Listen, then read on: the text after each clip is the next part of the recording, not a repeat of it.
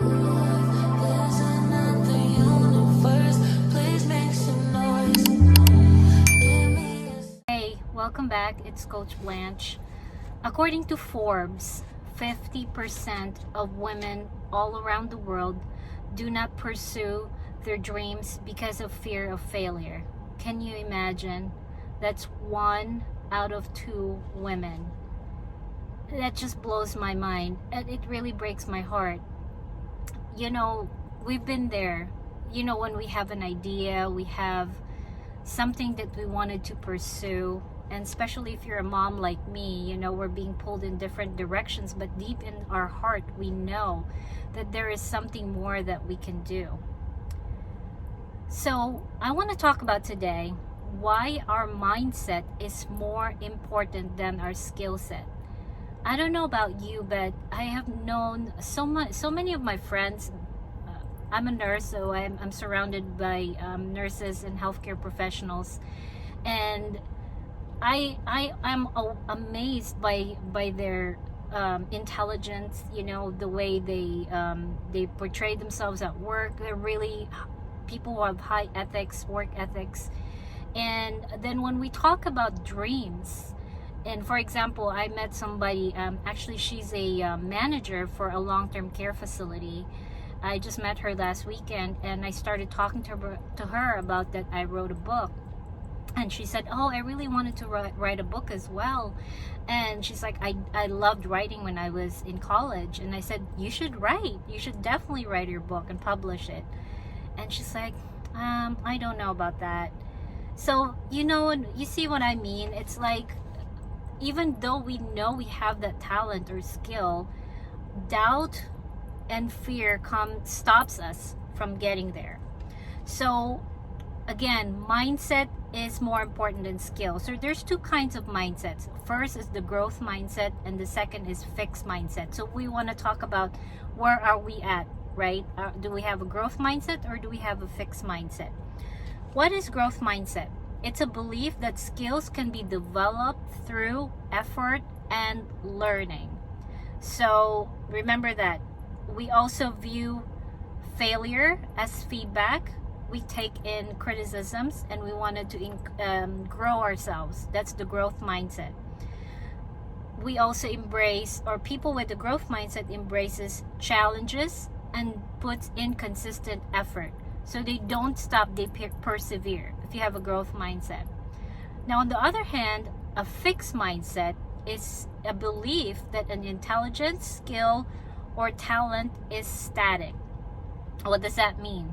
It doesn't grow, right? It's fixed. It's always saying, I can't do it, or I'm not good enough, or somebody else is way better than I am. It avoids challenges. It avoids failure. So there is a feel of failure. I am in my 40s, so I grew up without the internet, and then when they started the internet. So I'm kind of in between, but in a way I'm not like some of these younger people in their 20s right now that are so tech savvy. They know everything about AI, posting reels, making YouTube videos. I mean, it's just amazing, right? I've seen that in women in my age and even older than I am, that they think like, I'm not tech savvy, I can't learn a new skill, I just can't do that. So that is a perfect example of a fixed mindset. So the question is, why are so many people who have so much talent do not pursue what they are called to do by God? I believe we all have a purpose in this life, and we need to be living in the purpose. Sometimes we think we are living in our purpose, but then we know deep inside that we're not. When you're putting on your shoes and it doesn't fit, but you still have to wear it. That's what it feels like when you're living your life but not living your purpose. It hurts.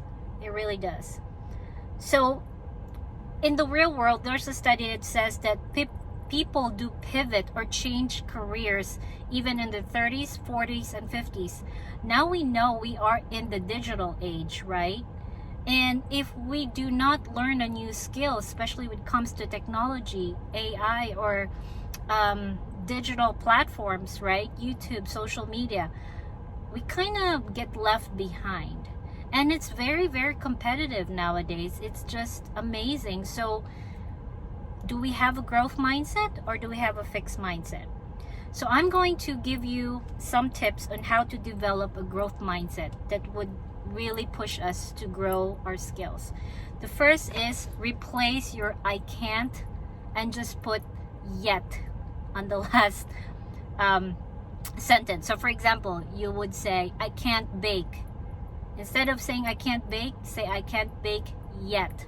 Meaning you can bake. You can learn that skill. Or you can say I'm learning how to bake. Or for example, you can say I can't make an Instagram reel. Just say I can't make an Instagram reel yet. So that it replace and change your mindset by just replacing, putting the word yet would really be good for us. Number 2, track your progression and don't expect perfection. Focus on even 1% improvement. Dr. Sonia Stribling, which I love, said perfection makes you broke. Remember that. Why? Because it stops us from pursuing our potential, right? So track progress, not perfection. Number 3, surround yourself with growth-minded people. This is so important. Being in a community or being in a room where the energy is the same as yours, people who want to progress, people who want to grow, it's really important. And number 4, take action before you feel ready. Clarity comes with movement. So it's really taking that action. It's really taking the first step. Even if you feel like you're not yet qualified, right? It's really just doing that first step, which scares people the most, but it doesn't matter. So if you want to grow, it really starts in the mind. Comment below, what's that one skill you've been really afraid to learn, but until now you are going to pursue that? Put that on the comment. You don't need to be the most talented. You need to be the most committed to growth. And it starts with choosing a mindset that works for you and not against you. So train our mind, having a growth mindset and not having a fixed mindset. See you in the next video.